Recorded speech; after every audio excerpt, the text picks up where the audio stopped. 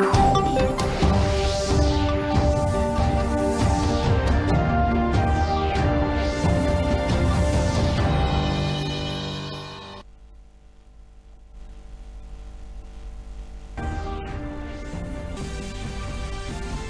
योगी आदित्यनाथ ने 3,135 करोड़ रुपए की लागत वाले 28 विद्युत उपकेंद्रों का शिलान्यास और लोकार्पण किया। प्रदेश में सभी जगह 24 घंटे बिजली देने की दिशा में बढ़ा कदम।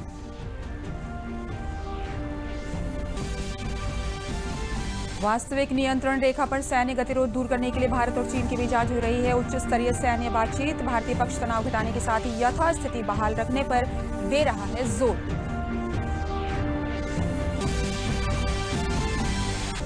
वंदे भारत अभियान के तहत कुवैत में फंसे भारतीयों की स्वदेश वापसी के लिए कुवैत से दिल्ली होते हुए भुवनेश्वर आ रहा है विशेष विमान। यात्रियों के चेहरों पर दिखाई दे रही है खुशी।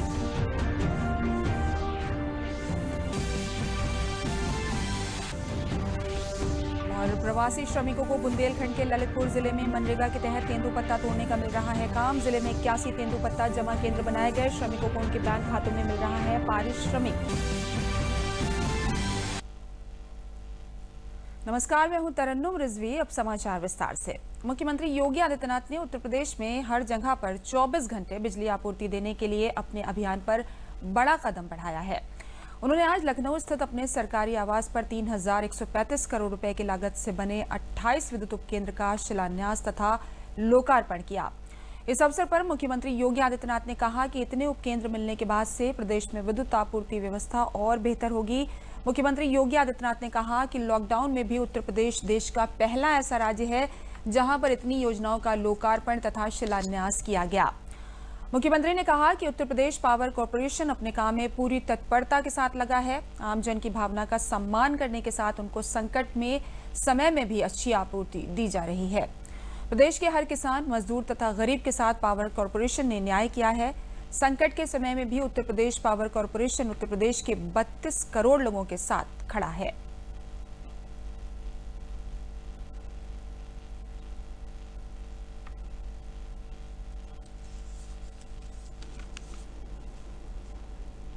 कोरोना संकट के दौरान पिछले 2.5 महीनों से हम सब इस बात को देख रहे होंगे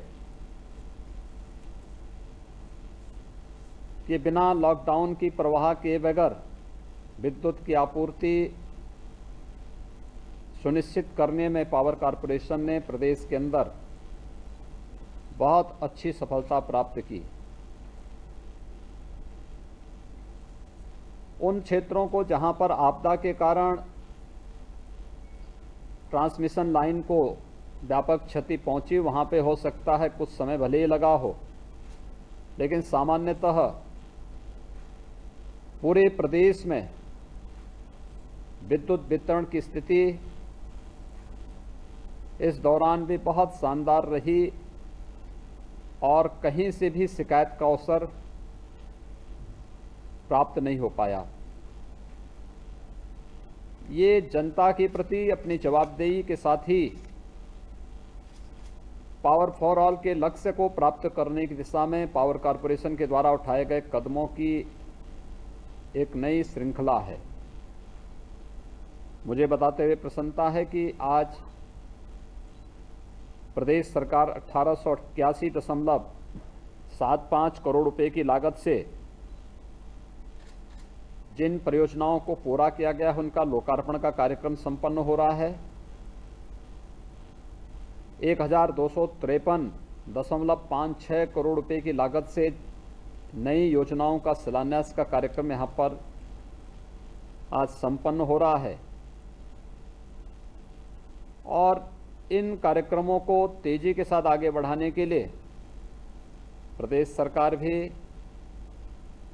पूरी मजबूती के साथ पावर कॉरपोरेशन के साथ खड़ी है। सबको बिजली और हरदम बिजली के इस लक्ष्य को लेकर के हम निरंतर कार्य कर रहे हैं। व्यापक सुधार की उस कार्रवाई को आगे बढ़ाने के लिए प्रदेश सरकार निरंतर आगे बढ़ रही है। वास्तविक नियंत्रण रेखा पर सैन्य गतिरोध दूर करने के लिए आज भारत और चीन के बीच लेफ्टिनेंट स्तर की बैठक है। भारतीय प्रतिनिधिमंडल का नेतृत्व लेफ्टिनेंट जनरल हरेंद्र सिंह कर रहे हैं, जो लेह में स्थित 14वीं कोर के जन ऑफिसर कमांडर हैं, जबकि चीनी पक्ष का नेतृत्व तिब्बत सैन्य जिला कमांडर कर रहे हैं। ये बातचीत पूर्वी लद्दाख के त्रिशूल सेक्टर में मालदो में सीमाकर्मी बैठक स्थान पर हो रही है। माना जा रहा है कि इस बैठक में भारतीय पक्ष पैंगोक्सो और गलवान घाटी में यथास्थिति बहाल रखने पर जोर देगा, ताकि 5 मई को दोनों पक्षों के बीच हिंसक झड़प के बाद चीन की ओर से बनाए गए स्थायी शिविरों को हटाते हुए तनाव में धीरे धीरे कमी लाई जा सके। पिछले महीने गतिरोध शुरू करने के बाद भारतीय सैन्य नेतृत्व में फैसला किया था कि भारतीय सेना पैंगोक्सो, गलवान घाटी, डैम चौक और दौलत बे गोल्डी के सभी विवादित क्षेत्रों में चीनी सैनिकों के आक्रामक मुद्रा से निपटने के लिए दृढ़ दृष्टिकोण अपनाएगी। भारत और चीन के बीच 3,488 किलोमीटर वास्तविक नियंत्रण रेखा है।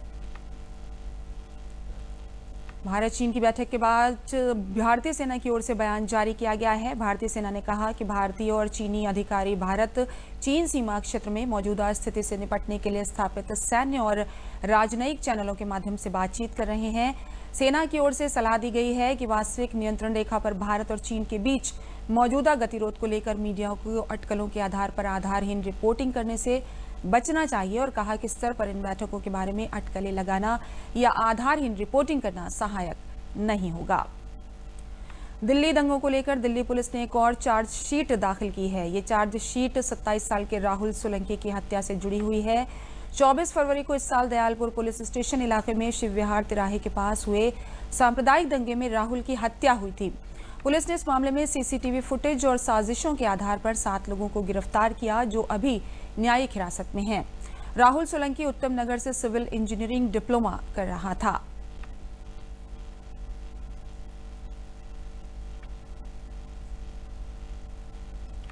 वंदे भारत अभियान के तहत कुवैत में फंसे भारतीयों को स्वदेश वापसी के लिए वहां से एक विशेष विमान भारत के लिए उड़ान भर रहा है, जो दिल्ली से होते हुए भुवनेश्वर पहुंचेगा। उड़ान भरने से पहले कुवैत पर एयरपोर्ट पर यात्रियों ने तमाम औपचारिकताएं पूरी की। इन सभी यात्रियों के चेहरों पर घर लौटने की खुशी साफ तौर पर दिखाई दे रही थी। जनपद एटा में स्वास्थ्य मंत्री अतुल गर्ग ने प्रशासनिक अधिकारियों के साथ जिला अस्पताल का निरीक्षण किया। निरीक्षण के दौरान मिली खामियों को लेकर विभाग के अधिकारियों से व्यवस्थाओं को जल्द से जल्द दुरुस्त करने के निर्देश दिए। इस दौरान स्वास्थ्य मंत्री ने कोरोना योद्धाओं को कोरोना महामारी में मुकाबला करने के लिए उनकी सराहना की। उन्होंने बताया कि प्रदेश की योगी सरकार कोरोना से निपटने के लिए व्यापक स्तर पर इंतजाम कर रही है। कोरोना की बीमारी से निपटने के लिए पूरे प्रदेश में 1 लाख बेड बनाए गए हैं, ताकि कोरोना वायरस से किसी व्यक्ति की उपचार के अभाव में मौत न हो सके।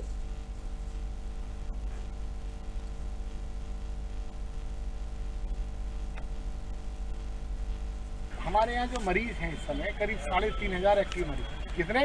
3,500 के लगभग। और आपको जान के ताज्जुब होगा कि 1 लाख से ज़्यादा बेड पूरे उत्तर प्रदेश में तैयार है। जैसे कि आपने यहाँ देखा ना कि यहाँ बेड तैयार हैं, वेंटिलेटर तैयार हैं, डॉक्टर तैयार हैं। तो ये जो एडवांस प्लानिंग जो कर रखी है वो इसलिए कर रखी है कि अगर कभी ज़्यादा बड़ा कोई संकट आ जाए तो ऐसा कोई आदमी ना रहे कि जिसको इलाज ना मिले। बहुत सारे प्रदेशों में आप सुनते होंगे लोग कह रहे हैं बेड नहीं मिल रहे हैं, इलाज नहीं हो रहा है। सर, हमारे यहाँ ऐसी समस्या नहीं। प्रदेश के अपर पुलिस महानिदेशक परिक्षेत्र SN साबत ने कहा है कि लॉकडाउन के बाद अनलॉक 1 के दौरान सामान्य जनजीवन के साथ साथ कोरोना वायरस से लोगों की सुरक्षा किया जाना भी जरूरी है। लखनऊ के नजदीक मलिहाबाद में उन्होंने बताया कि पुलिस और प्रशासन आपसी समन्वय करके प्रवासी मजदूरों और बाहरी राज्यों तथा अन्य जिलों से लखनऊ में आए लोगों पर विशेष ध्यान दे रहे हैं। उन्होंने बताया कि बाहर से आए लोगों को क्वारंटीन कराने के साथ ही दुकानों पर सोशल डिस्टेंसिंग और सैनिटाइजर की उपलब्धता सहित आमजन के द्वारा मास्क लगाने के लिए भी कड़ाई से पालन करने के साथ कोरोना वायरस से बचाव के लिए जागरूक भी किया जा रहा है। इससे पूर्व एक कार्यक्रम में अपर पुलिस महानिदेशक SN सावत और पुलिस महानिरीक्षक लक्ष्मी सिंह तथा पुलिस अधीक्षक ग्रामीण आदित्य लांघे ने मलिहाबाद कोतवाली में वृक्षारोपण भी किया।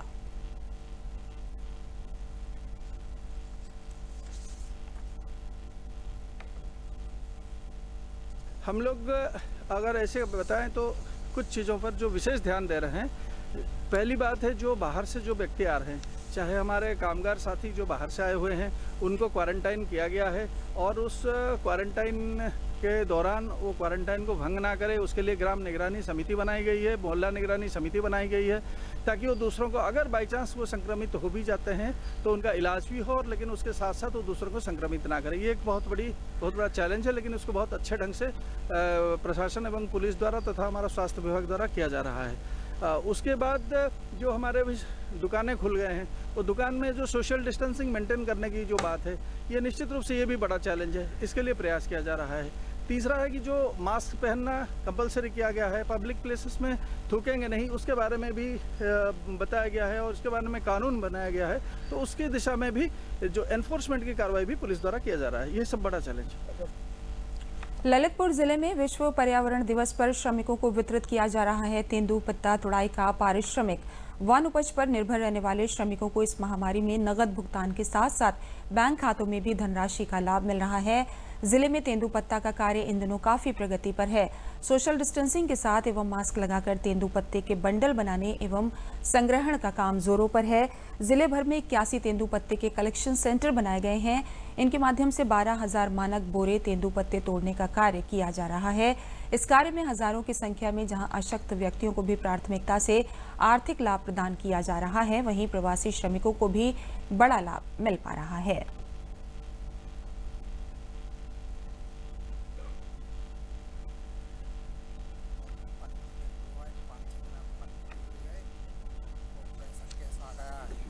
रुपया और बैंक में चला जाएगा।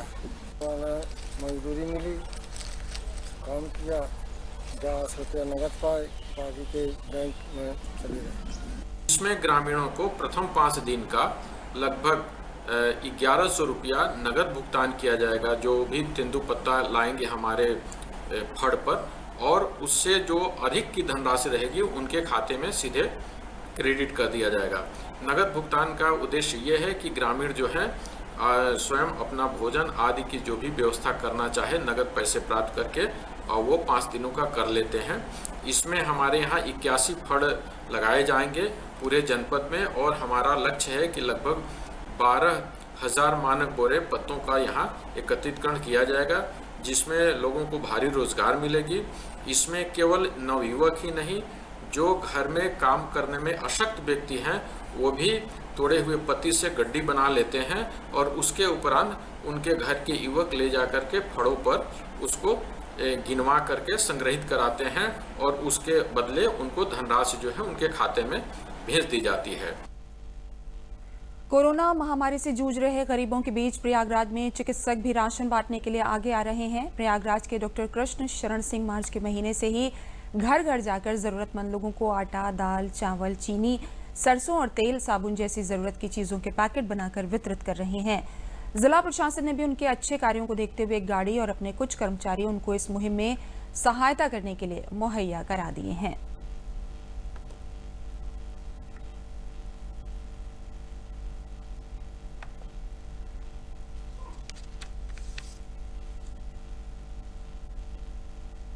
जो गरीब हैं, जो लोग अपना व्यापार भी कर रहे हैं, जो परेशान हैं, उनके लिए कुछ करने का दिमाग में आया कि सब व्यापार बंद हो गया, सारा वो तो कैसे काम चलेगा। तो ये सोच कर ही हमने अपना ऑपरेशन स्माइल शुरू करा, और हमने पूरा पैक करके जो भी सेंट्रल गवर्नमेंट का जो मेन्यू था उसी को फॉलो करके, और हमने जो है ये मुहिम शुरू करके, जो है फ़ोन आ रहे हैं, लोग हमसे कांटेक्ट कर रहे हैं, और सिर्फ गरीब ही नहीं कर रहे हैं, ऐसे लोग हैं प्रोफेशनली क्वालिफाइड हैं, वो भी कर रहे हैं, जो सबके सामने नहीं आ सकते, लाइन में नहीं खड़े हो सकते, उन सबको हम देख रहे हैं, उनका ख्याल ईश्वर की कृपा से रख पा रहे हैं, और आज भी हम बिल्कुल जोश के साथ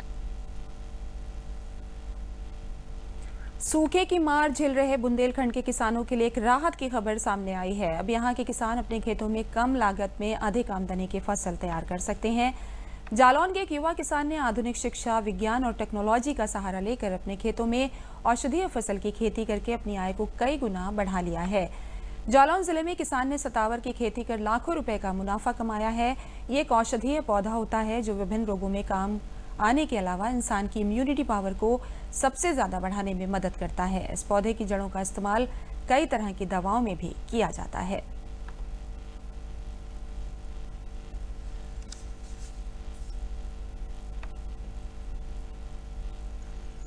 यहाँ मैंने शतावर की खेती की हुई है। अगर आज के समय में देखा जाए तो कोविड-19 का जो इफेक्ट अपने देश में चल रहा है उसको देखते हुए ये फसल बहुत ही ज़्यादा इम्यूनिटी को बढ़ाने वाली फसल है और लोगों को इसका भरपूर लाभ हो सकता है। यहाँ पे मैंने इसकी नर्सरी तैयार कर रखी है करीब 3 एकड़ में। इसका बीज मैं उत्तराखंड से लेके आया था और ये गुजरात, महाराष्ट्र और मध्य प्रदेश जैसे गर्म क्षेत्रों में भी ये हो रही है। उसको वहाँ से मैंने ये देख के और ये सोचा कि हमारे क्लाइमेट में भी ये हो सकती है। बुंदेलखंड के लिए ये जलवायु और मिट्टी दोनों ही बहुत उपयुक्त हैं, इसलिए मैंने इसको यहाँ पे लगाया और यहाँ से उत्तराखंड के किसान भी ले जाते हैं, गुजरात के किसान भी ले जाते हैं और वो लोग इसका भरपूर फ़ायदा उठाते हैं। और यहाँ हमने 1 एकड़ में जो इसको बीज बोया है वो 2 कुंटल 1 एकड़ में बीज बोया, उसमें हमारे 1 एकड़ में करीब 15 लाख पौधे तैयार हैं। इस हिसाब से 3 एकड़ में 40 से 45 लाख पौधे हमारे तैयार हैं, जो कि आज के भाव के हिसाब से 4 से 4.5 रुपये प्रति पौधे के हिसाब से यहाँ से बिक जाता है। ये जालौन में शतावर की खेती की जा रही है, उसमें हमने 6 लोगों को लाभ दिया है इसमें। और इसमें एक तो खजरी में किया है, जिसमें उन्होंने छोटे छोटे पौधे थे जो पिछले वर्ष जुलाई में लगाए गए थे उनके, और अभी तक उन्होंने 1 हेक्टर से करीब 4.5 लाख रुपए की पौध बेच ली है, क्योंकि उनकी पौध कुछ झांसी और कुछ अलीगढ़ गई है, अलीगढ़ यूनिवर्सिटी में गई हुई है। शतावर की खेती शरीर की पौष्टिकता लाने के लिए होती है और ये दवाइयों में खास तौर से प्रयोग होती है। शतावर का रेट बहुत सारी कंपनियां 100 से 80 रुपये किलो तक इसको लेती हैं, और इसकी जो जड़ें होती हैं, जड़ों को सुखाकर छीलकर इन्हें प्रोसेसिंग करके दुकानदार को ये तो ज़्यादा 150 से 200 रुपये किलो होता है। केंद्रीय मंत्रिमंडल की बैठक में हाल ही में किसानों के लिए गए कई महत्वपूर्ण फैसले, बाराबंकी में किसानों को खासी राहत मिली है। ये फैसले कृषि क्षेत्र में बदलाव लाने में काफी मददगार साबित होंगे और इन फैसलों से फसलों की खरीद बिक्री को लेकर कई तरह की बंदिशों को हटा दिए जाने से भी किसानों को सुविधा हो रही है। किसानों का कहना है कि अब फसलों को कम मूल्य पर बेचने के नुकसान से किसान बचेंगे। योजना में किसान को 50% सब्सिडी ट्रांसपोर्टेशन पर और 50% सब्सिडी भंडारण पर दी जाएगी। बाराबंकी जिले में आलू, टमाटर, प्याज के उत्पादक किसानों के साथ साथ फल और सब्जी किसानों के लिए ये फैसले मददगार साबित हो रहे हैं।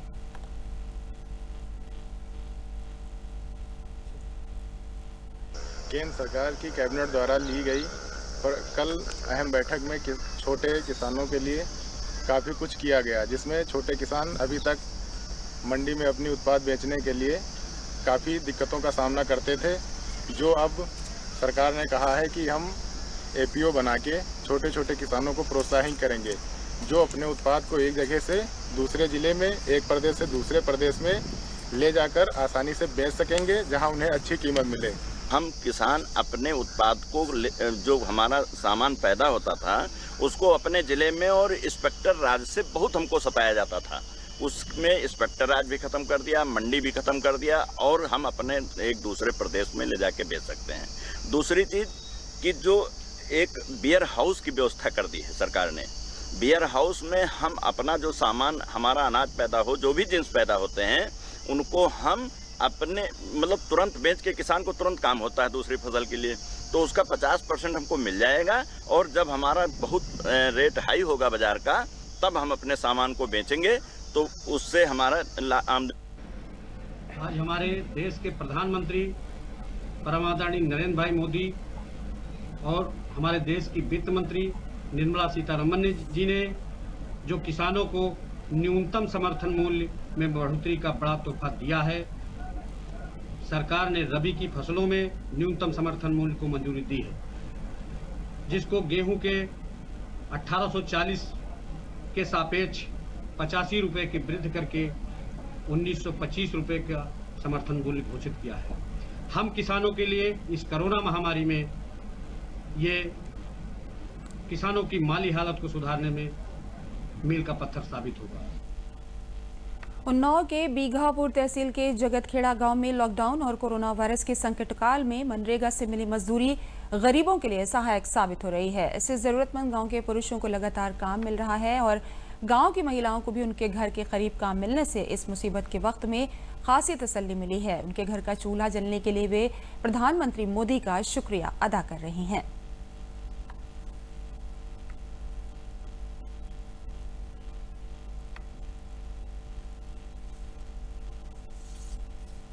मेरे पास काम नहीं था, नरेगा में जब से काम आने लगा उससे मुझे बहुत ज़्यादा सुविधा हुई है और मैं नरेंद्र मोदी जी को बहुत बहुत धन्यवाद कहता हूँ। इनकी वजह से हमारा घर चल रहा है, हमारा परिवार चल रहा है। नरेगा से हमको खाने पीने के लिए सुविधा बन गई है और सरकार से प्रार्थना है कि हम लोग यही तरह जीवित पार हो जाए ज़िंदगी। मैं शहर में काम धाम ना लॉकडाउन चलते ना काम धाम मिलते हुए ये मनरेगा में काम कर रहे हैं हम लोग, इसलिए हम लोग को काफ़ी राहत है परिवार यापन करने के लिए। इसलिए हम लोग प्रधानमंत्री का धन्यवाद करते हैं कि कम से कम रोजी रोटी साग सब्जी का तो खर्चा चलता रहता है। हाँ, नरेगा में जब काम चला जब तक हम यहाँ करे लगे ना हमका कौनो परेशानी साग सब्जी सब कुछ मिल रही तो बन गई हमका मोदी खुद बनाए मनरेगा काम दिया जा रहा है, बहुत राहत है और साग सब्जी के लिए सब सुविधाएं हैं। नरेंद्र मोदी को जय हिंद। प्रधानमंत्री के स्वदेशी माल को बढ़ावा देने के आह्वान के बाद हापुड़ में कुम्हारों की आय दुगनी करने का चाक भी तेजी से घूमने लगा है। स्वदेशी माल को बढ़ावा मिलने के बाद कुम्हारों के पास मिट्टी के बर्तन बनाने के ऑर्डर पहुंचने लगे हैं, जिससे कुम्हारों के चेहरों पर मुस्कान आ गई है और कुम्हारों की आय भी दोगुनी होने लगी है। गांव सबली में पीढ़ी दर पीढ़ी कुम्हार मिट्टी के बर्तन बनाने का काम करते हुए आ रहे हैं और भारत में चाइनीज सामान का व्यापार होने के कारण कुम्हारों के चेहरे पर चिंता की लकीर रहती थी। जब से प्रधानमंत्री नरेंद्र मोदी ने स्वदेश व्यापार को बढ़ावा देने की बात कही है, तब से कुम्हारों के चेहरे पर मुस्कान आ गई और कुम्हारों को मिट्टी के बर्तन बनाने का ऑर्डर भी बढ़ चढ़कर मिलने लगा, जिसके बाद कुम्हारों ने प्रधानमंत्री नरेंद्र मोदी को धन्यवाद दिया।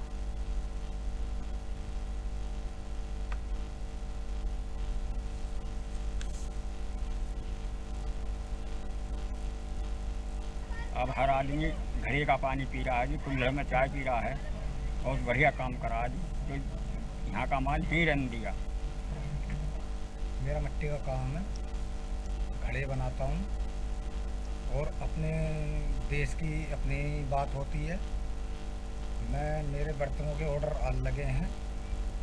चीन का ना लेते हुए अपने देश का खरीदो,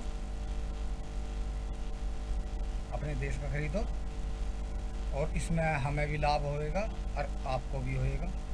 वैसे जैसे माननीय प्रधानमंत्री जी ने स्वदेशी माल को बढ़ावा देने के लिए जो आग्रह किया है वह हमारे लिए बहुत अच्छा है। मुझे लगता है स्वदेशी माल बढ़ाने के लिए सबसे अच्छा रहा है और इससे कुछ हमारे व्यापार में वृद्धि होगी कुछ, इसलिए अपना माननीय मैं प्रधानमंत्री नरेंद्र मोदी जी का हार्दिक अभिनंदन और आभार प्रकट करता हूँ। शामली में कांदला खंड विकास कार्यालय में मनरेगा के तहत 19 गांव में सामान की आपूर्ति के नाम पर 21 लाख रुपए हड़पने का मामला सामने आया है। मनरेगा योजना के तहत कांदला क्षेत्र के 19 गांव में सामान की आपूर्ति के नाम पर वर्ष 2019-20 तथा 2020-21 में 36,46,000 रुपए का भुगतान डोंगल के माध्यम से सहायक लेखाकार और बीडीओ कांदला द्वारा किया गया। मामले में जांच की गई तो करीब 21 लाख रुपए के घोटाले का मामला सामने आया। पता लगा कि बिना कोई सामान खरीदे फर्मों के खाते में पैसे भेज दिए गए थे। जांच के बाद गलत तरीके से भेजे गए भुगतान की राशि की रिकवरी कर ली गई है।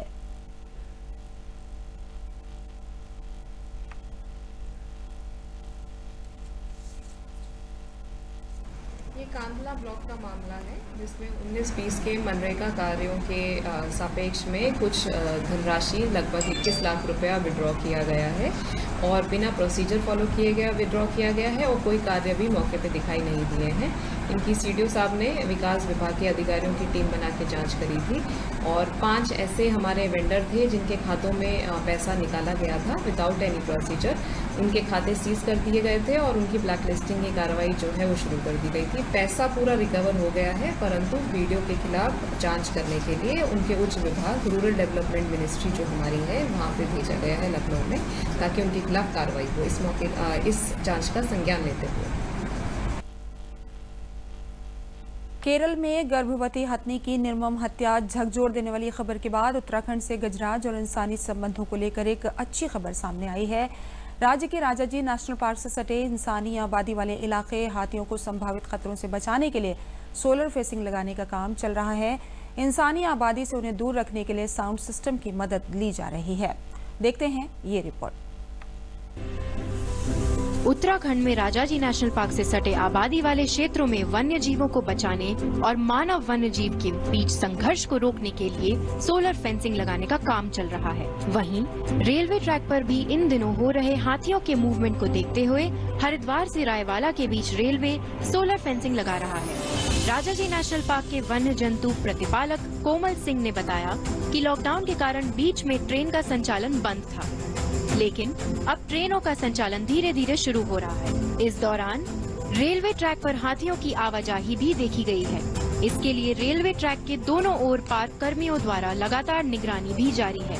वहीं हाथियों के कॉरिडोर को चिन्हित करते हुए रेलवे ट्रैक के आसपास सोलर फेंसिंग लगाने का निर्णय लिया गया है।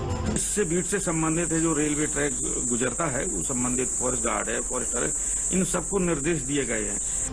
वहीं हरिद्वार रेंज के क्षेत्र अधिकारी अजय सैनी का कहना है कि रानीपुर बीट पर करीब 5 किलोमीटर लंबी सोलर फेंसिंग लगाई गई है। सोलर फेंसिंग करने के बाद काफी सकारात्मक परिणाम आए हैं, जिससे वन्य जीव विशेषकर हाथियों की आबादी क्षेत्र में चहलकदमी कम हुई है। इस बार उत्तराखंड वन विभाग द्वारा हाथियों की गणना की जा रही है। 6, 7, 8 जून 2020 में ये गणना की जाएगी, 3 दिन की जाएगी। पूरे प्रदेश में गणना की जा रही है हाथियों की। इसमें मुख्य रूप से जो इसकी तरीका है, ये बेसिकली है टोटल काउंट और डायरेक्ट साइटिंग के आधार पर गणना की जाएगी। गौरतलब है कि हरिद्वार देहरादून के बीच कासरो रेंज में हनी बी साउंड सिस्टम लगाया गया है। ट्रेनों की आवाजाही पर साउंड सिस्टम शुरू करने से ट्रैक पर हाथियों की आवाजाही रोकने में मदद मिलती है। वहीं प्रदेश में एक बार फिर से हाथियों की गणना का कार्य 6 जून से शुरू किया जा रहा है। पहली बार ड्रोन कैमरे की मदद से 3 दिन हाथियों की गणना की जाएगी। वर्ष 2015 की गणना के अनुसार पूरे प्रदेश में हाथियों की संख्या 1797 थी। वन संरक्षकों के मुताबिक 12 वन प्रभागों में फैले हाथियों के वास स्थलों में हाथियों की गणना की जाएगी। खेल मंत्रालय के फ्लैगशिप कार्यक्रम फिट इंडिया को अब मानव संसाधन विकास मंत्रालय के स्कूली शिक्षा और साक्षरता विभाग ने भी अपनाया है। विभाग एक भारत श्रेष्ठ भारत पहल के तहत 10 देशी खेलों को बढ़ावा देने के लिए विशेष फिल्मों को लॉन्च करेगा।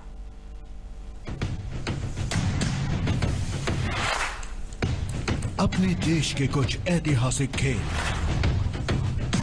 जो करते हैं एक भारत श्रेष्ठ भारत का नारा बुलंद।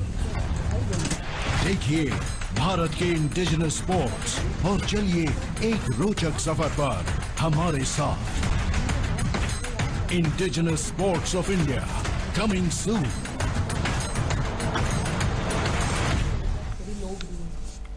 कोरोना संकट के कारण लॉकडाउन अवधि में 8 जून से धार्मिक स्थल, होटल, रेस्टोरेंट और शॉपिंग मॉल खोले जाएंगे। इसके लिए गृह मंत्रालय ने दिशा निर्देश जारी किए हैं। होटल और रेस्टोरेंट के लिए जो दिशा निर्देश जारी किए गए हैं, उनमें कहा गया है कि प्रवेश द्वार पर सैनिटाइजर, डिस्पेंसर और थर्मल स्क्रीनिंग अनिवार्य है। चेहरे पर मास्क और 6 फीट की दूरी का पालन किया जाएगा। परिसर के भीतर पार्किंग आदि में भीड़ प्रबंधन जरूरी है। प्रवेश और बाहर निकलने के अलग अलग रास्ते हैं। लिफ्ट में सीमित संख्या में व्यक्तियों के प्रवेश की इजाजत होनी चाहिए।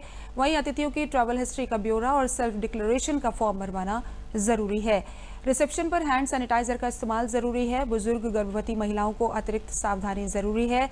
लगेज को भी सैनिटाइज करना जरूरी है। रेस्टोरेंट में बैठने के दौरान सामाजिक दूरी का पालन अनिवार्य है। डिस्पोजेबल मेन्यू के इस्तेमाल की सलाह भी दी गई है। बगैर संपर्क में आए ऑर्डर लेना और डिजिटल पेमेंट के उपयोग की भी सलाह दी गई है।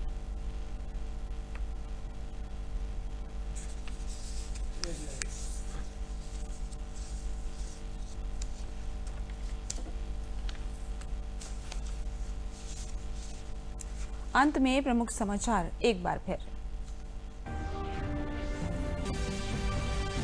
मुख्यमंत्री योगी आदित्यनाथ ने 3,135 करोड़ रुपए की लागत वाले 28 विद्युत उपकेंद्रों का शिलान्यास और लोकार्पण किया। प्रदेश में सभी जगह 24 घंटे बिजली देने की दिशा में बढ़ा कदम।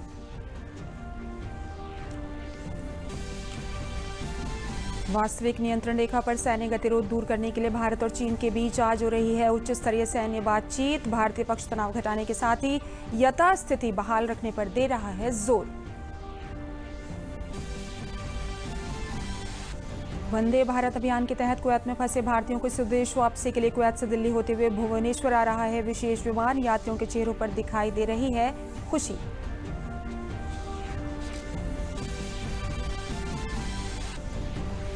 और प्रवासी श्रमिकों को बुंदेलखंड के ललितपुर जिले में मनरेगा के तहत तेंदुपत्ता तोड़ने का मिल रहा है काम। जिले में 81 तेंदुपत्ता जमा केंद्र बनाए गए। श्रमिकों को उनके बैंक खाते में मिल रहा है पारिश्रमिक। इसी के साथ समाचार समाप्त हुए। नमस्कार।